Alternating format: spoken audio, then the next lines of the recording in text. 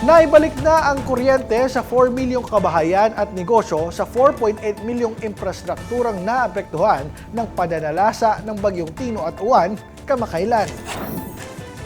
Yan ang inanunsyo ng Department of Energy o DOE kaugnay ng nagpapatuloy na 24/7 power restoration bilang tugon sa utos ni Pangulong Ferdinand Marcos Jr. Ayon kay Energy Secretary Sharon Garin, naging matagumpay ang pag-aayos ng mga critical energy infrastructures sa iba't ibang rehiyon kabilang ang mga planta ng kuryente gaya ng Sabangan Hydroelectric, Gift C2 Biomass at Morong Solar. Dagdag pa rito na ibalik na rin ang mga transmission lines sa Catanduanes gaya ng Virac Codon at Virac San Miguel.